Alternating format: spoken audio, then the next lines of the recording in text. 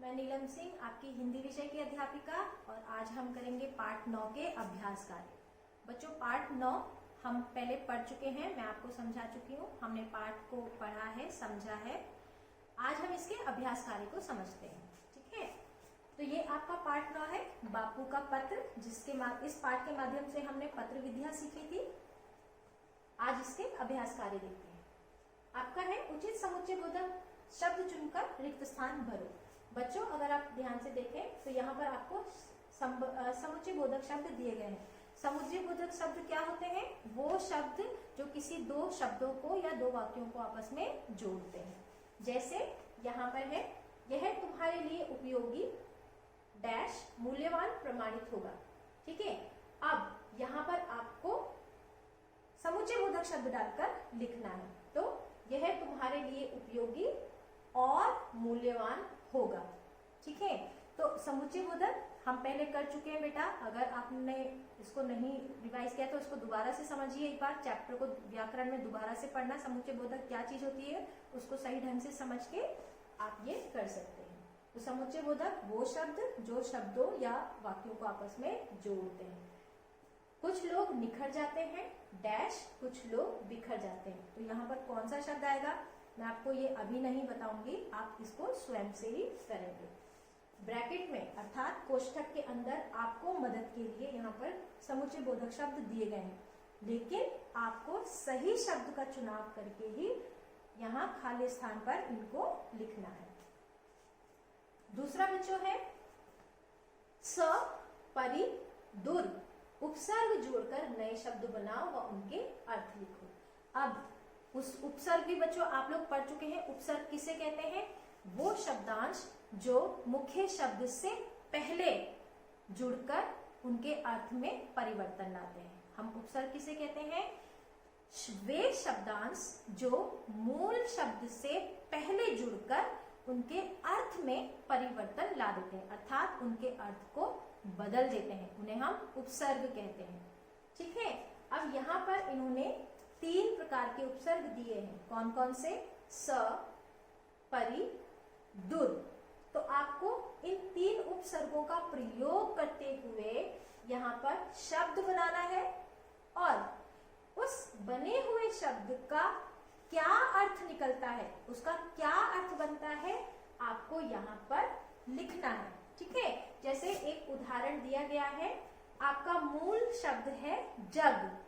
अब यहाँ हम जग के 2 अर्थ ले सकते हैं। पहला अर्थ जग अर्थात संसार, विश्व, दुनिया।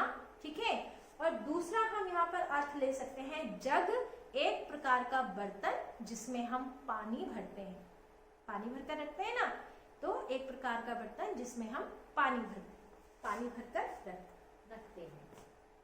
अब यहाँ पर स उपसर्ग को जोड़ा गया है, तो अगर हम जग के साथ स उपसर्ग लगाते हैं, देखो मूल शब्द है जग, इससे पहले जुड़ रहा है सा, तो क्या बना? सजग। ठीक है, अब जब यहाँ पर उपसर्ग जग मूल शब्द के साथ जुड़ा तो इसने इसके पूरे अर्थ को परिवर्तित कर दिया, अर्थात पूरे अर्थ को बदल कर रख दिया। अब ये क्या बन गया? ये बन गया सजग।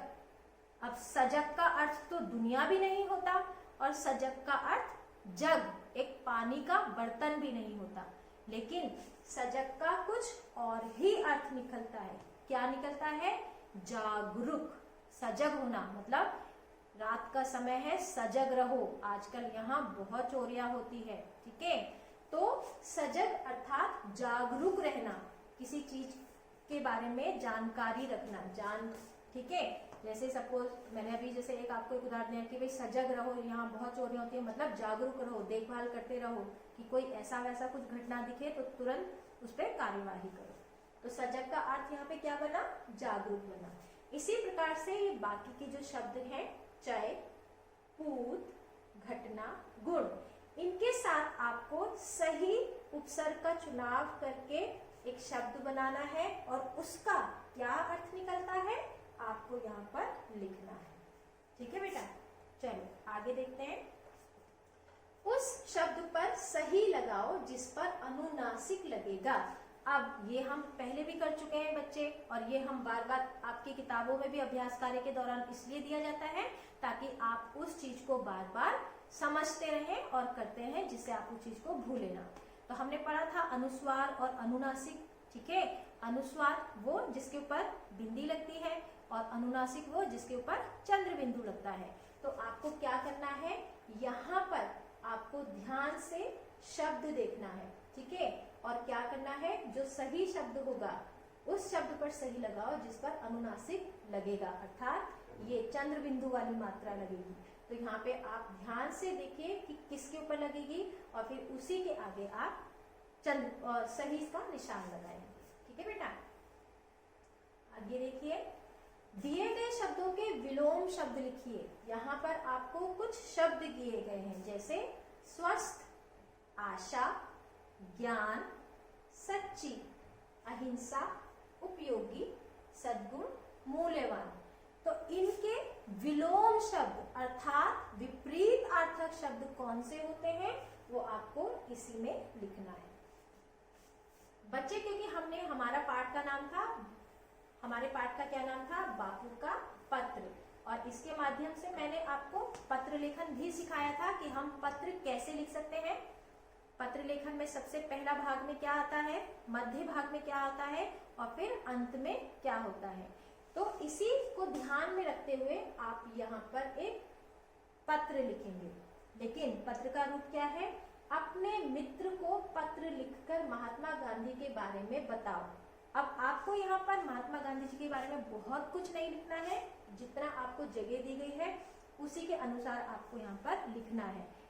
आपकी किताब में महात्मा गांधी जी के बारे में भी दिया गया है, जिससे आप देखकर यहाँ पर लिख सकते हैं। तो आपका जो पत्र का प्रारूप है वो सही होना चाहिए, प्रारूप अर्थात फॉर्मेट, कि कहाँ पर कौन सी चीज लिखी जाती है।